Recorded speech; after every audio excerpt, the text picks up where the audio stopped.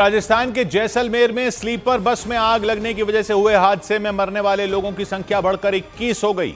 दावा किया गया कि जो बस हादसे का शिकार हुई उसमें इमरजेंसी दरवाजा नहीं था, इसीलिए आग लगने के बाद यात्रियों को निकलने का मौका नहीं मिला। हादसा तब हुआ जब वो बस 57 यात्रियों को लेकर जैसलमेर से जोधपुर जा रही थी।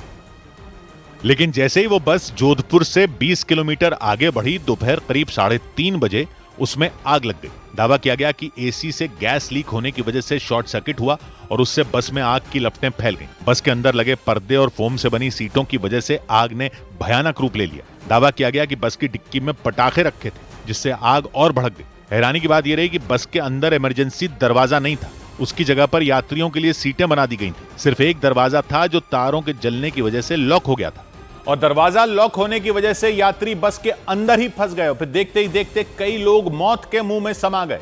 दावा किया गया कि बस के अंदर आग बुझाने वाले उपकरण तक नदारद थे। नतीजा यह हुआ कि आग लगने के चंद सेकंड के अंदर पूरी बस आग के गोले में तब्दील हो गई और बस से आग की भयानक लपटें उठने लगी। आग लगने के बाद कुछ यात्रियों ने बचने के चक्कर में चलती बस से छलांग लगा दी, लेकिन ज्यादातर यात्री चाहकर भी बस के अंदर से बाहर नहीं निकल सके। बस के अंदर संकरी जगह होने से कई यात्री वहीं फंस गए। दावा किया गया कि कुछ रोज पहले ही बस को एसी स्लीपर बस में मॉडिफाई किया गया था। मॉडिफाई करने के दौरान बस में मौजूद इमरजेंसी दरवाजे को ही हटा दिया गया और तो और बस की खिड़कियों में मजबूत शीशे लगाए गए थे, जो हादसे के दौरान यात्रियों से नहीं टूटे।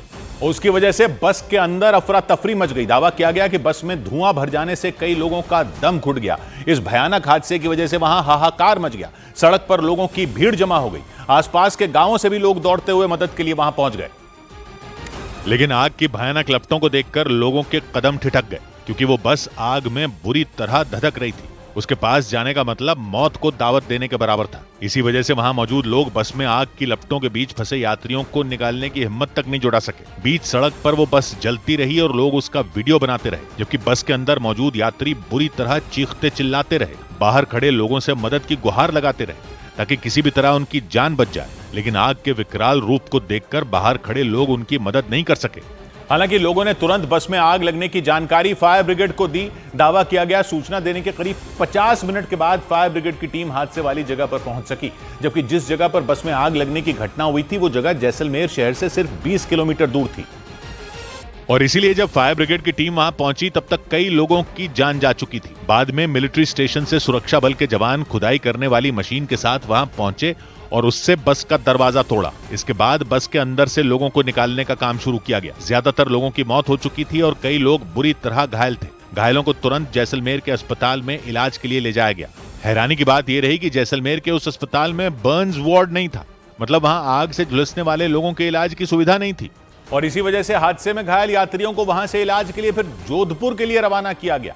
जैसलमेर से जोधपुर की दूरी 200 किलोमीटर से ज्यादा है, जिसे तय करने में काफी वक्त लग गया। हालांकि मामले की गंभीरता को देखते हुए प्रशासन ने ग्रीन कॉरिडोर बनाकर एम्बुलेंस से घायलों को जोधपुर के लिए रवाना किया और दावा किया गया कि उससे कई घायलों की हालत बिगड़ गई। जानकारी के मुताबिक शाम करीब 4 बजे के बाद घायलों को जैसलमेर के अस्पताल से जोधपुर के अस्पताल के लिए रवाना किया गया था। जैसलमेर से जोधपुर की दूरी 200 किलोमीटर से ज्यादा है, जिसे तय करने में कई घंटे लग गए। इसी वजह से रात करीब 9 बजे घायल जोधपुर के महात्मा गांधी अस्पताल पहुंचे, जहां उनका इलाज शुरू किया गया। डॉक्टरों के मुताबिक जितने भी लोग वहां लाए गए वो सब 70% तक झुलस चुके थे। उनमें कुछ लोगों की हालत बेहद गंभीर थी। और जोधपुर के अस्पताल में घायलों के पहुंचने से पहले ही वहां लोगों की भारी भीड़ जमा हो गई। लोग अपनों की तलाश में अस्पताल के बाहर पहुंच गए। अस्पताल के बाहर अफरा तफरी का माहौल बन गया।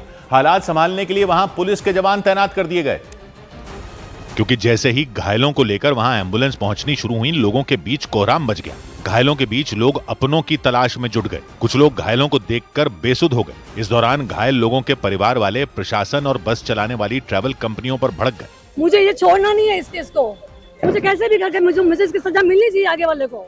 जोधपुर के महात्मा गांधी अस्पताल के बाहर काफी देर तक अफरा तफरी मची रही। हालात संभालने के लिए वहां पुलिस और प्रशासन के कई बड़े अधिकारी मौजूद नजर आए, क्योंकि वहां के हालात किसी भी वक्त बिगड़ सकते थे। जानकारी के मुताबिक देर रात सेना के एक ट्रक से हादसे में मारे गए लोगों के शवों को जोधपुर भेजा गया।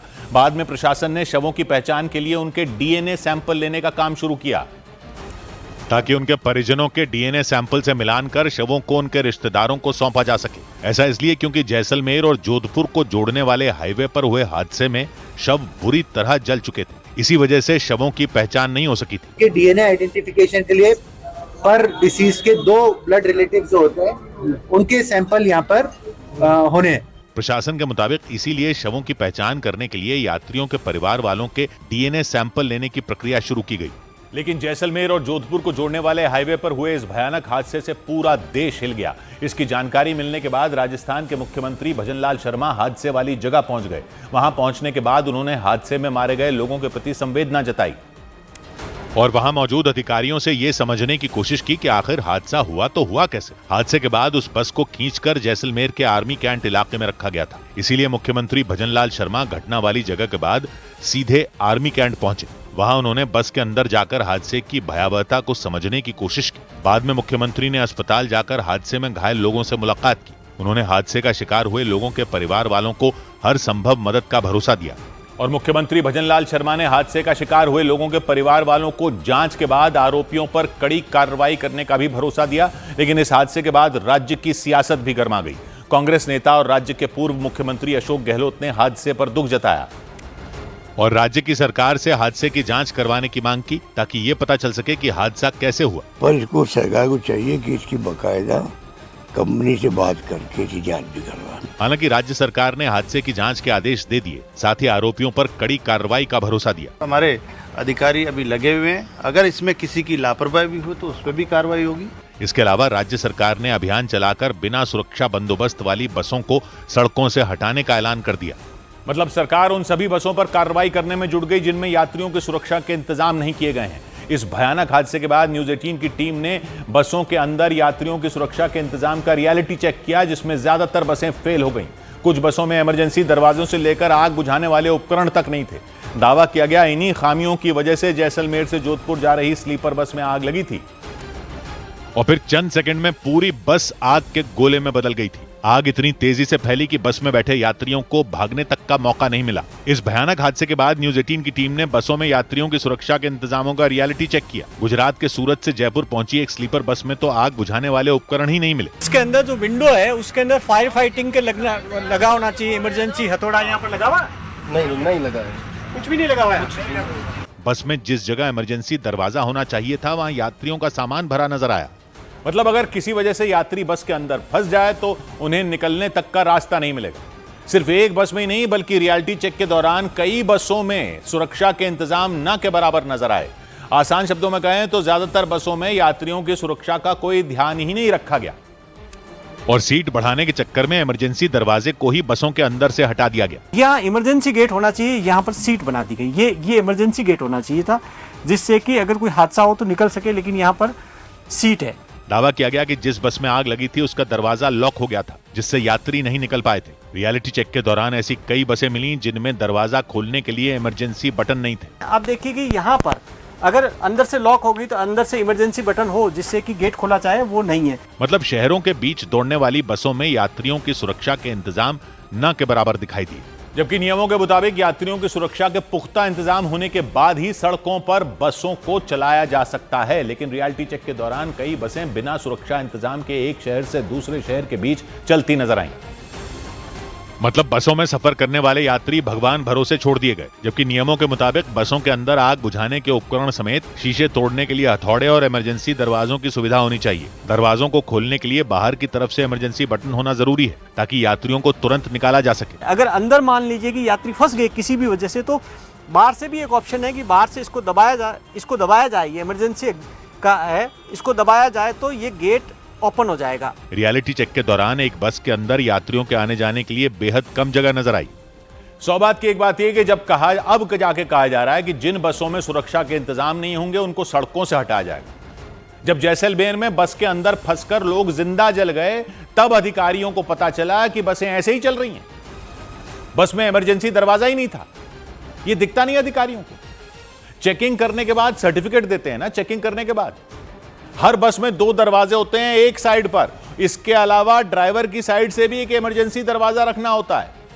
तो वो नियम का मजाक के लिए बनाए हुए हैं। वो ड्राइवर की साइड से दरवाजा इसलिए होता है कि उस तरफ से अगर फंस जाएं तो इमरजेंसी में इधर से निकल जाएं। बस में तो दरवाजा ही टोटल एक था जो जल गई। और वो भी आजकल जो इलेक्ट्रिक सिस्टम से या हाइड्रोलिक सिस्टम से खुलने वाले दरवाजे होते हैं वो था, उसकी तार ही जल गई, वो जाम हो गया। खिड़कियों में टफंड शीशे लगा दिए जो हथौड़े से भी ना टूटे, और वैसे तो हथौड़ा भी नहीं था वहां, कोई फायर एक्सटिंग्विशर भी नहीं था, कोई उपकरण नहीं था। सोचिए तो सही, सब लोग कैसे अंदर फंस गए होंगे आग में। और ये सब कर दिया बस में सीटें बढ़ाने के लिए, स्लीपर। लेकिन ये सिर्फ इस बस की बात थोड़ा ही है, बाकी बसों में कौन सा ये सब होता है? ये सब होता है सिर्फ नियमों में। अब कह रहे हैं सब बसों पर कार्रवाई करेंगे। अरे तो ये अधिकारियों को अब क्यों पता चल रहा है? किस बात के विभाग खोल रखे हैं? फिटनेस सर्टिफिकेट बांटते फिरते हैं, पब्लिक को रोक रोक कर चालान काटते रहते हो। ये दिखाओ गाड़ी में, वो दिखाओ, बैरिकेड लगा लगा कर काहे सारे ट्रैफिक रोकते रहते हो अगर ये गाड़ियां ऐसे ही चल रही हैं? इन अधिकारियों उन अधिकारियों का क्या करोगे जिन्होंने इन बसों को रोड पर चलने के लिए सर्टिफिकेट दे रखे हैं? इस बस को सर्टिफिकेट देने वाले अधिकारियों की बात नहीं है, बाकी भी बसों की भी कह रहे हैं। बाकी भी बसों की विभाग वाले कह रहे हैं ना अब चेकिंग करेंगे। तो जब चेकिंग करेंगे और जो बसें ऐसी निकलेंगी जिन्होंने सीटें बढ़ा ली होंगी दरवाजे बंद करके, उनको सर्टिफिकेट देने वाले अधिकारियों को जेल होगी। जेल में डालोगे उनको। बुलडोजर चलाते हैं ना आजकल तो सब पर, उनके मकानों पर चलेगा बुलडोजर। ये सारे आरटीओ जो खोल रखे हैं देश भर में, इनमें क्या क्या चलता है पब्लिक को तो पता है। आपको अगर लोगों के जिंदा जल जाने के बाद पता चल रहा है तो अब भी करोगे इन पर कार्रवाई? सिर्फ एक राज्य के एक शहर की बात नहीं हो रही है, सब जगह ये हाल है। आप उतरवाते रहो लोगों की गाड़ियों से बस काली फिल्में, लेकिन ये चुलबुल पांडे वाले काले चश्मे पहनकर जो चेकिंग करने के नाम पर अब तक करते रहते हो वो सबके सामने है। जिनकी जान चली गई उनसे तो नजरें क्या मिलाओगे? कुछ कार्रवाई कर दो उन अधिकारियों पर जिनको नजर ही नहीं आ रहा कि सड़क पर कैसी बसें चल रही हैं।